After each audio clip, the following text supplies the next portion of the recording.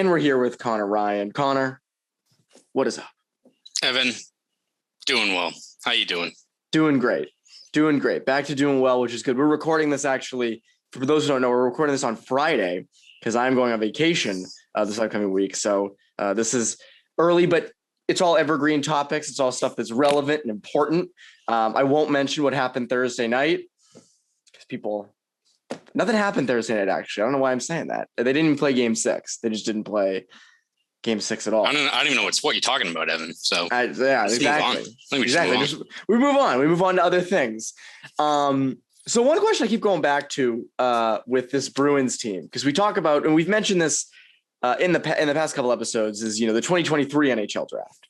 But what about the 2022 NHL draft? What about the one that's happening this year?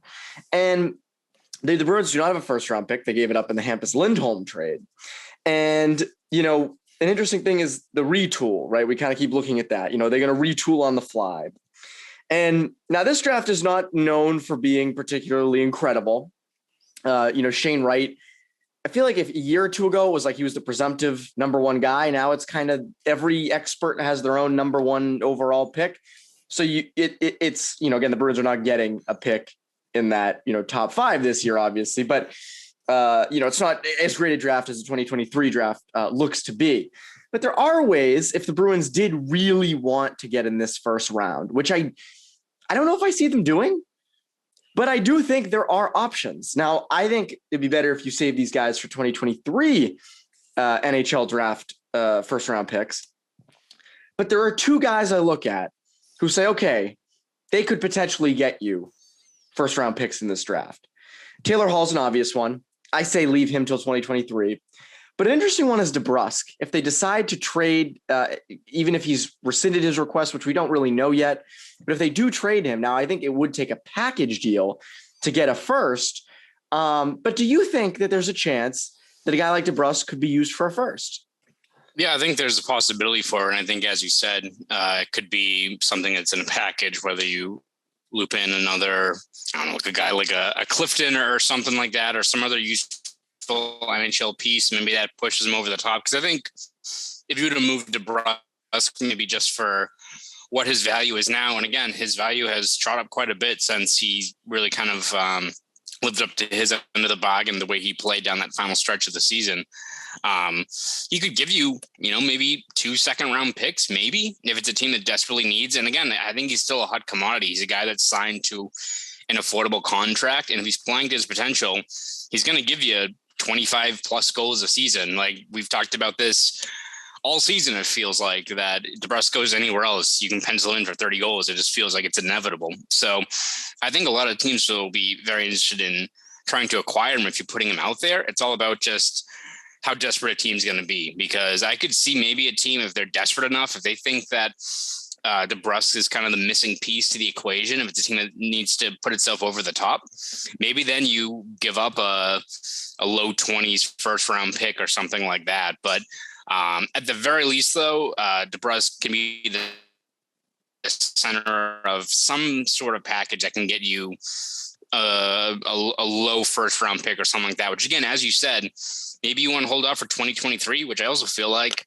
a lot of other teams know how good the 2023 draft is looking like. So might be less hesitant to do that. But even if the Bruins can somehow get into this first round, it may not be the deepest draft, but first round talent.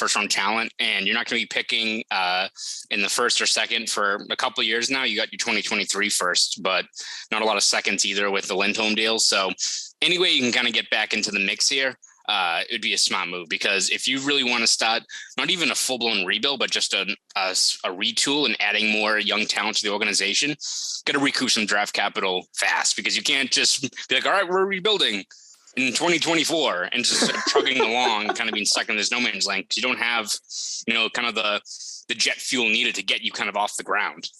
Yeah, and again, if you trade DeBrusk, as you kind of mentioned, you're not getting a top 10 pick. You'd get a low first round pick who probably is not coming in and helping you immediately. So that kind of does signal some sort of rebuild or retool. The other thing is, like, you really only do that to bolster your prospects. You do that to bolster the farm system. You don't, as I said, you don't do that to make your team better in the now at all. I also kind of look at a guy like DeBrusk and say, he he kind of has value to your team a little bit. Like, as we saw last year, he was hot down the stretch. With a new coach, is he better? He's kind of always the guy that people point to with Cassidy and are kind of like, that's a guy who would probably benefit from a new coach. So maybe they roll the dice with a guy like him and say, you know what, we're going to bring him back, put him in the top 6 and see what happens. Or maybe not the top 6, but maybe the third line. So you figure that out, I guess. And again, he's going to definitely get reps if they keep him around, given those injuries to Marchand early on. So he will get some reps. So will a lot of younger players, by the way. But it's funny, Connor, because even with whether they trade DeBrusk or not, the Athletic put out a Bruins fan survey, and you're going to be shocked to hear people were not too pleased with the Boston Bruins. What? Isn't that crazy? Shitting me? People were not confident in this team. I was kind of shocked in a sense. I was blown away when I read these results. So it was of 2,500 subscribers. So again, it's a small sample size, but still, I think it represents how people feel, at least from what I'm seeing. An interesting one was, are Neely and Sweeney the right executives to lead the Bruins? No, got a good 91.4%. Only 8.6% of respondents said yes. That's interesting. I thought the yes would be smaller. Who are these 8.6% of people? It's just Sweeney spam accounting. He's got a whole bunch of bots working for him. Even lower was, is the organization headed in the right direction? No, got a 92.2, and yes, got a 7.8%. And then obviously, could the Bruins have won the cup in 2021-22? 79.8% of people said no. Will the Bruins, this might be the best one. Will the Bruins win the cup in 2022-23? No, 98.1%. That's pretty steep. They're pretty steep. Not great, Evan. Not great. I do think though, fans have a point. I mean, I don't see the immediate success. I don't believe that Neely and Sweeney are the right people to lead the charge as they try to rebuild and retool for the future. Another interesting thing, of the following potential candidates, who would you prefer to see as the next Bruins head coach? Almost 50% of respondents said Jay Leach. Interesting, considering the Athletic also reported on Friday, right before we recorded this, that David Quinn is the favorite as of right now. The other thing is David Quinn got 15.1% of the vote. This is also fans, by the way. Fans don't run the team, but it's interesting to see what the fans think. Tortorella was 4th. Tortorella is now a Philadelphia Flyer, which should be off in Gritty Land. Off in Gritty Land, which should be perfect for. What do you think of that? What do you think of Torts in Philly? I feel like I still think that team's kind of just, floating in the wind, but also you kind of look at his track record, and as much as I think he's got the reputation that everyone knows about Tortorella, it seems like he does get a lot out of veteran guys that want to buy in. Cam Atkinson has kind of raved about him many times before, and how much, if you get a team that buys in, that they can adhere to his style of play, it could work. So, I mean, that's a team that doesn't seem like they want to rebuild. It's kind of like, well, we signed all these veteran guys. We traded Giroux, but we still got Couturier and Hayes and all these guys connecting. He's kind of in that age where you're not looking to like completely rebuild or anything like that. So maybe it's just you stick with a guy like Tortorella and you hope the buy-in works and it sparks you along. Like, it's not really a good long-term vision for this Flyers team. That, again, seems like they're kind of improving on the fly, which is not what we should be doing as a franchise, as a heads up to the Bruins. Yeah, don't do that. So maybe it works, but at the very least, the content, Evan, will be fantastic. It will be, A1. A1. Imagine covering that team. Just the flow. There is like a 65% chance Tortorella like ruins Carter Hart. There's a big chance that might happen, even though Carter Hart's not already ruined, just from being in Philadelphia. You add Tortorella to the mix, and suddenly you get the fans. You get Tortorella on you. That should be very interesting to watch. I don't think Claude Giroux will be heading back there. That would be my don't guess. believe so. Don't believe so. Don't believe so. Odds have been released for the 2023 Stanley Cup, which is always great. An early look at where the Bruins rank. And the Bruins have the 11th best odds. They're above Calgary. They're above some other notable teams. Obviously, the teams ahead of them don't really surprise anybody. Vegas is ahead, by the way. Vegas is ahead of them. After the Bruins, you have the Flames, you have the Penguins, the Stars, the Kings, the Islanders, the Capitals, Predators, and then everybody else just kind of stinks. I think they should be a little lower. I would put the Flames above them. I would put the Penguins are debatable because you don't know what the future of Malkin is, and they always have injury issues. But the Bruins 11th feels high for them. I don't know if you feel the same way.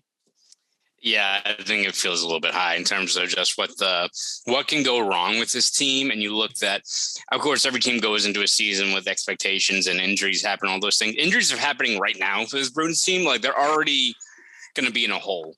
And you look at just not only the fact that even if, let's say, like Bergeron and Krejci were coming back, and that was known before this offseason even began, like, let's say we like turn the clock back a few years, you'd still be like, there's going to be some tough sledding for this team because of just the amount of key cogs that are going to be out of the lineup for the first 2 months of the year. So you look at that, you look at the fact you've got a new coach in place, a new system that you have to implement, the need for younger players to kind of learn and roll with the punches and kind of hit those bumps in the road that come with playing in the NHL.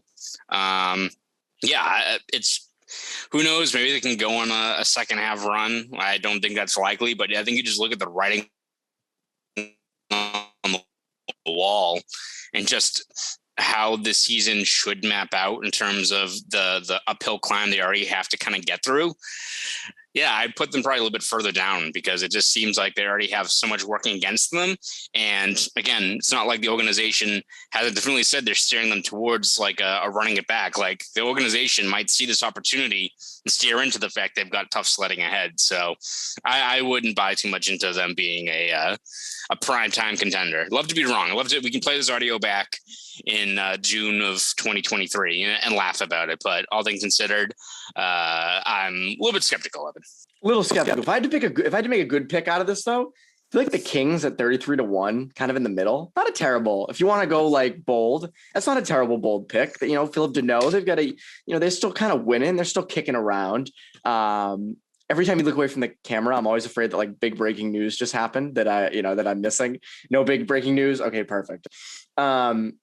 But yeah, the Golden Knights would be a fun bet to put on Bruce Cassidy. The Bruce Cassidy revenge tour. Easy bet. By the way, did you see the video of him speaking to the kids? Oh, it was you who quote tweeted it and said, see, Bruce Cassidy can speak to younger players. And it was a hell of a speech. Herb Brooks-esque, so to speak. Proof is in the pudding. They have video evidence of it right away. Jake DeBrusk is watching, just like punching the air. Like, these kids are going to get playing time over me.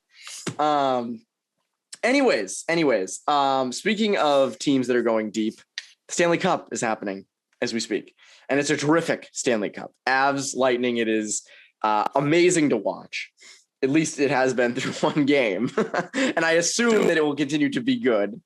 But it's always fun to do the whole what can teams learn from these winners? Because both these teams are not there by luck. They are there because it's been a long time coming, building. Obviously, Lightning have won 2 straight. And I think there's takeaways from both.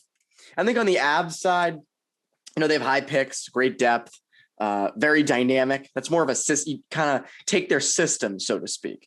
Not take it, but kind of replicate from it. But the Lightning, I think, are more applicable. And the Lightning represent a team, and this has been the case for a long time, of what the Bruins would like to be. Good at drafting.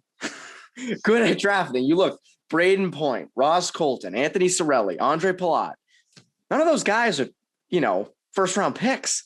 And there's more. There's more on that roster. You can look at the 3rd and 4th lines. You can look all over the roster. And again, like Vasilevsky was a first round pick. But still, I mean, you look at the roster and you go, that's a team that drafted well. Yeah, no, it's that. And even if we want to talk about Colorado, of course, you can look at the Avalanche and be like, well, yeah, you just got to draft, a generational center and a generational defenseman. You get to go. It helps quite a bit. It does. Like, you watch Kyle McCarr, like, oh yeah, I could see why a lot of teams would like that guy. But I think you look at, as you said, Tampa and the way they've drafted and the way that they can, again, relinquish those first round picks to put themselves over the top. I mean, how many times have we seen it, whether it's Blake Coleman, whether it's Barclay Goodrow, Nick Paul, Brendan Hagel, all these guys that you can sacrifice that first round talent because you've got the scouting department and the organization in place that you can identify talent in the 2nd, 3rd, 4th round. Not to say that every time you're going to draft a Braden Point or Nikita Kucherov, but even you look at, a guy like Ross Colton, who I think was a 4th round pick. Like, that's a guy that Vermont. Yes, that's a guy that, scored, I think it was the game-winning goal, a series-clinching goal, I think, against Montreal, I want to say. That was a Bruins player. It was like Danton Heinen. People would be celebrating Danton Heinen in the streets. They'd never have to buy a drink, like over at the Hop. I don't know why he'd be at the Hop. But again, it's one of those things where, they just identify talent all across the board. And when you've got a strong scouting department and an established organization, you can give up those first round picks to get you that talent that puts you in a position to get you over the top over a playoff series. I mean, even look at like Colorado, the fact that you look at Joe Sakic and what he's done there, whether it's trading for a guy like Devon Toews, who was in kind of a cap issue there with the Islanders, taking advantage of that.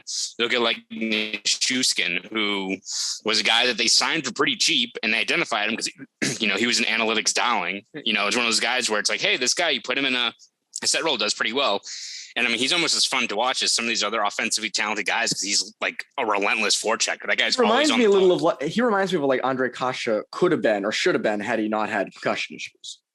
Yeah, exactly. So you have those guys. Yeah. And again, you even look at like Lehkonen and how that obviously paid off for them in game one. If you put yourself in the position, you get these guys that, whether it's drafting a little bit lower down in the draft order or acquiring these, low cost guys that end up blossoming, it's so many gears have to work in the right direction. But you look at the Bruins and they've got strengths, right? They've had an established core. They're good at re-signing their own guys. But when you look at identifying that talent and working with kind of the cap constraints and the other issues that you have to kind of deal with when you're a contender, you look at what Tampa's done, you look at what Colorado's done, and why they're have already won before, and why Colorado especially is probably going to be here for a while. It's all those things working in tandem. And the Bruins are like an engine, like a V8 that's got like the belt not working, right? Like it's slightly off. Not everything's firing on all cylinders. And you're kind of seeing that with the way this team is. They've gotten close. They've got a lot that they've had to work with that they've thrived off of, but not all there. You mentioning when you're talking about the Avs, it reminded me of the Patriots. Low cost guys, drafting lower. And by the way, the Lightning, if memory serves, they did give up a first round pick in the Ryan McDonagh, JT Miller trade, correct? Yes, I believe so. Yeah. Another trade that worked out pretty well. Giving up a first. Yeah. Like again, it's deals like that just seem to work for them. And again, they have a good scouting department and they, you look at that and that's a model. And again, sucks for the Bruins. That's in their own division. Like that is a team that is going to be battling them for quite a while. And by the way, the Lightning don't look like they're going to fall off anytime soon. Unless like a Kucherov deal or a McDonagh deal just starts to stink and you can't sign anybody else, but they always find a way with LTIR and such that shouldn't be too big of an issue. The Shea Weber trade, before we leave, the Shea Weber trade for Evgeny Dadonov. Did you see anything interesting with that? I love that was Bruce Cassidy's first edition. Guy that you're probably going to put on LTIR who'll never play again. Yeah, have fun with this, Bruce. Yeah, I mean, it's also one of those things where it's teams that are already looking at a tough cap situation and trying to work with kind of the constraints that they had. And again, it's what you kind of talk about with Colorado or Tampa in terms of kind of working with what you're dealt with. And again, not to say that all teams are going to follow Tampa's strategy. You saw Vegas try to do it last year where it's like, well, Mark Stone will be back for the playoffs. Like, we're not even making the playoffs. Like that's one of those things where it can be dangerous to kind of play that game. But yeah, as you're seeing with Vegas, they're a team that's trying to clear cap space, trying to get that flexibility. And again, Bruce Cassidy's not going there because he likes going to see friggin' Siegfried and Roy. I think Roy's dead. I don't think Siegfried and Roy's even there. He's not there to enjoy the Vegas nightlife. He's there to win. Like what's he talked about all this time. Yeah, exactly. Penn and Teller, RIP Roy or Siegfried, whichever the hell one it is. But he's going there to win. And you look at the way that Vegas team is constructed and kind of the window they've built for themselves. It's a team that expects to be at the very least in the Western Conference Final. And if they're making moves like this, where they're trying to get that flexibility of, that LTIR leverage or what have you, makes sense. And that's, again, the reason why Bruce Cassidy's there, not a rebuilding team like Detroit. And you know what? It's probably going to do pretty well over there. Probably will. Probably freaking will. Conor, before you head out, what can people look forward to from you over at Boston Sports Journal? Yeah, we'll have, again, daily coverage throughout this summer in terms of the Bruins coaching search, in terms of trades, free agency. The draft's coming up pretty quickly. All that good stuff will be over at BSJ. So please subscribe at bostonsportsjournal.com. Want to follow me on Twitter? You can do that at ConorRyan_93. Go do all that. For CLNS Media, I'm Evan Marinofsky. You Bruins Beat listeners, have a great rest of your week.